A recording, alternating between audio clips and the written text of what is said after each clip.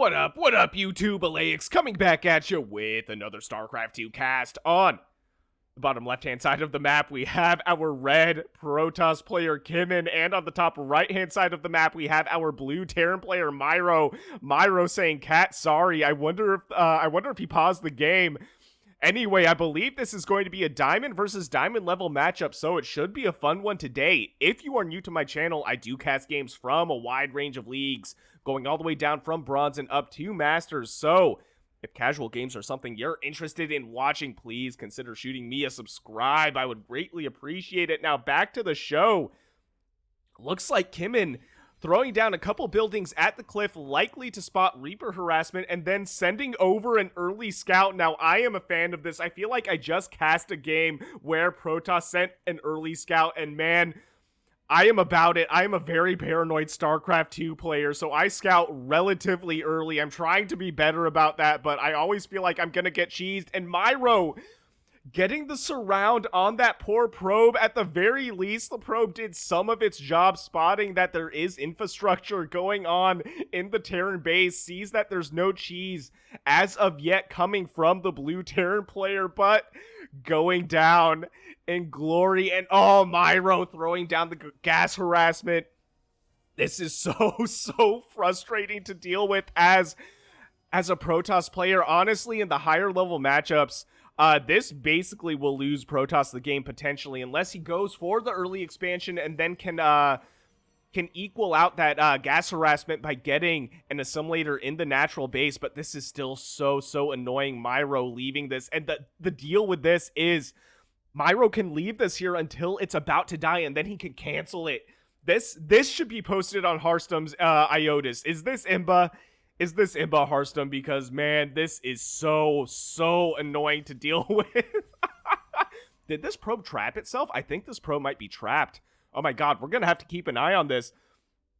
But it looks like it's going to be a macro game coming from our Protoss player at the very least. We do not have an expansion coming out from the blue Terran player, and I feel like this is sort of turning into a two-base all-in, but I can't be certain. We have the first Reaper out. The Reaper will be blocked by all these buildings, and I'm pretty sure this probe is locked in. Oh no, Kimin, I am so sorry. And now we have the Stalker going to whittle down this refinery. But man, dude, this thing is gonna get canceled, and that is just so annoying to see as a Protoss player. You're like, man, this was basically free harassment for the Terran player, and we have what is going to be a Reaper getting potentially 2 kills, not quite. Will have to run away. Actually does get 2 kills. Great snipe by Miro. The Reaper standing, just tempting the Stalker. He's like, hey, you gonna chase me? You can if you want. I'm faster than you. And then goes ahead, runs away, and gets healed. This refinery still alive. That is so annoying. Protoss is at 1 gas at almost 4 minutes into the game. Decided not to go for an assimilator in the natural base, and we have more harassment right here coming down from the blue Terran player. Oh my god, dude. I think I would have just left the game at this point. I'm losing so many probes, and I guess this probe wasn't locked in actually, because it's gone. But man, how many workers have gone down right now? 7 workers so far. The Hellions do go down. I think the Reaper does go down as well. We see what is going to be one more Reaper coming down from the Terran player. Oh my god, bro. We do have warp gates. We do have warp gates finished. We have the assimilator finished. We do have probes mining off of that now. But dude, 4 minutes in, and he just now got his second gas. So there's going to be not a lot of tech coming out from the Protoss player for a while. Miro has very good information for what the Protoss player is capable of doing. Sees that this is a very late gas going for what is going to be the command center in the natural base. So this may be turning into a macro game, ladies and gentlemen. We have Blink being researched. I'm more of a fan of Charge, but I'm slowly being converted to Blink Stalkers. I talk shit on Stalkers all the time, man. You look at them funny and they just fall apart. They're made of paper, bro. But no, I've been using them much more often in my games, and they're actually kind of useful. I hate to admit it. The Blink Stalkers are fine. They're fine, but without Blink, they are They are as good as dead supply. I promise. They suck.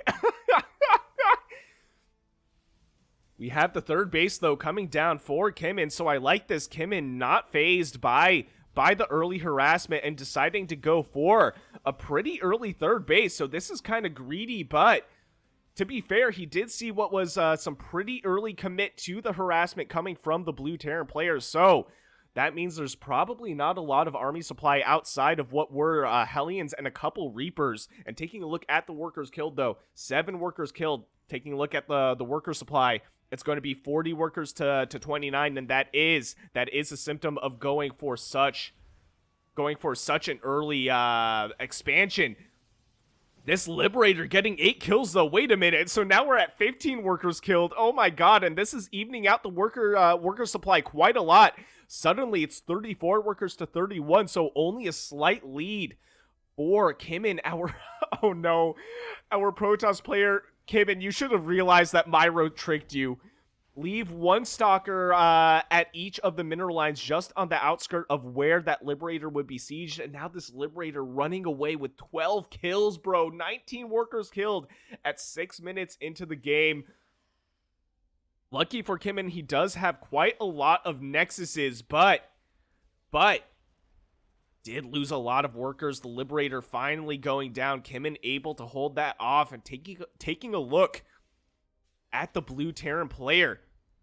We have one of the orbitals right here. This could land. Right now, it's just providing supply and additional income for Miro, but I was going to say eventually we do want to see this land in the third base location, especially because I'm pretty sure Miro does know that there is a third base for the Protoss player already. We have what is going to be 45 workers to 40. Army supply is in favor of the blue Terran player, though. 20 army supply to 12. Taking a look at the upgrades, the only upgrades on the field are Warp Gate, Blink, and Combat Shield. So not a lot of upgrades. Taking a look at the upgrades on the way, it's going to be 1-1 for the Protoss player and 1 infantry weapons. No, now it's going to be 1-1 for bio for the Terran player. So I think this is going to be more of a bio-heavy build coming out of Miro.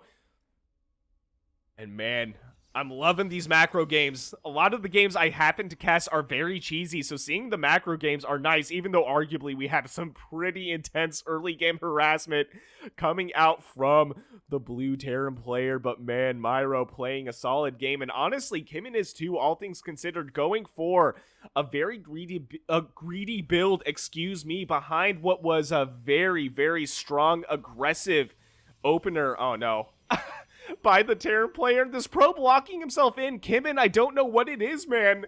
You gotta position the probes in a way that they will not get locked in by their own buildings, and we see what is going to be... Oh, no. What? Kimin sacrificing his probe? I wonder if that's what he did for this probe. I mean, they are dead supply at that point, but that is brutal. This is a brutal Protoss race right now. These guys are like the Drow, if you're familiar with the Dark Elves, where they just, they do not care about their own race. It's who can provide the most is the only individual that matters, but no. Oh no, these probes are useless, so they may as well die. We see what is going to be a big drop right here, and this is a lot of tech. This is a lot of tech for the Protoss player that is wholly undefended. Miro potentially able to take out the robotics bay, and not only that, but able to take out, or at the very least, depower 4 warp gates and going for the upgrades as well. The forges potentially going down. One of the forges does go down. Miro not quite able to escape in time, does lose a full medevac. Dropping the rest of his units onto warping in units. That's not a bad play. Will be able to take out these stalkers, but Kimin buying himself just enough time to get the rest of his army there to protect his third base, and we see what is going to be the 4th base just about halfway finished for the red Protoss player. But man, this is a ruthless Protoss race. I can't get over seeing that probe getting killed by two of his fellow stalkers, and probes are so cute, man. How could you team kill one of those? Oh no. plus that's also 50 lost minerals and a worker killed. So now we have what is going to be 19 workers killed by the Terran player, but I don't think this takes into account the workers that were killed by Kimin. So that's kind of interesting to me. Decently positioned tanks, but these tanks are also being left alone. They are able to take out the Immortal. That's a pretty big hit. Immortals, I believe, costing 275 minerals, something ridiculous like that. Immortals are just a super expensive unit. And these tanks actually positioned pretty well, able to help get the surround. Oh no. On the Protoss army, but also left in the dust. And these tanks, they can't shoot close range when they're in siege mode, and they will both go down. So Miro leaving those to die, but the reason is because we have a big engagement up in the main base. Kimin sending over a bunch of charge zealots, able to take out the Ghost Academy before Cloak is finished being researched. So that's actually a pretty big pickup by the red Protoss player. And taking a look at the upgrades right now, it's 1-1 to 1-1. So both players even in upgrades. Protoss doing a good job at expanding. We see what is going to be a 5th base already on the way at the 12-minute mark. So I think Protoss technically going to be ahead in bases. We see what is going to be 4 bases for the Terran player and almost 5 bases for the Protoss player. Taking a look at the workers killed, though, Kimin in that engagement able to even out the workers killed. It's now 18 workers killed to 19, so virtually identical. The worker supply is also in favor of our red Protoss player. 71 workers to 43, 72 now, but army supply 10 in favor, almost 10 in favor. It was almost 10 in favor of for the Terran player, but no, now it's relatively even. 57 army supply to 65. Slight lead for Miro, but these zealots being a nuisance, man. Running around all over the place. And do we have a Dark Shrine? I feel like a Dark Shrine wouldn't be a bad call either, but we have what is going to be the 5th base. This 5th base is as good as dead. I don't think Kimin has enough to deal with this level of bio. Not until the Colossi are out. We do see Thermal Lance on the way, and we see 1 Colossus on the way. I don't think we have the first Colossus out yet, so Kimin, really, that was not a good engagement, man. You should have run away. You should have waited until that Colossus was done, because now you just threw away so many units. Taking a look at the resources lost right here, 10,000 resources lost to 6,000. So a deficit for the Protoss player, and Miro will be able to snipe this Colossus as well. So we have some negative micro coming out of our red Protoss player. There were so many moments in those little mini engagements that Protoss could have kept his army alive, got himself a nice little ball of Protoss units, and then take out the Terran bio, especially with those Colossi, man. So dude, a little bit of an unfortunate situation for our red Protoss player. He is expanding like a beast, though. Taking a look at the production tab, I accidentally turned that off. We do see what is going to be +3 weapons almost done for the Terran Bio army. We have 2-2 already done for Kimin, our red Protoss player. And Kimin doing some long distance mining right here. He's a bit desperate. Also trying to throw down what is going to be, I think, technically his 6th base at this point. Able to actually protect it, though. I thought it was going to go down, but we do have the hero zealots and the 1 Archon right here. We'll be able to take out this little forward bio push, but we have what is going to be the rest of the Terran bio army coming in to knock on the door of the 6th base. We do have a couple Colossi. I would like to see this Colossus mixed in with the rest of the group, and Kimin able to pick that up. Miro doing a great job at making sure he's not overextending himself right here, keeping his units alive, not running directly into any sort of engagements until he knows he's in a position to win it.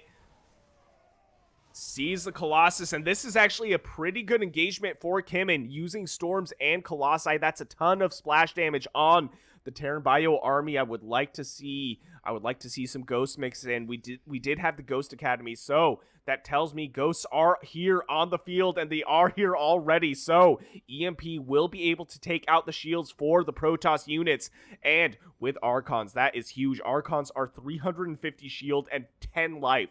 So that effectively almost one-shots an Archon in one hit. It's actually kind of broken. It's not actually broken. Somehow it's balanced, but man, it's a pretty ridiculous move against Archons. EMP them and they're dead almost instantly. It's crazy.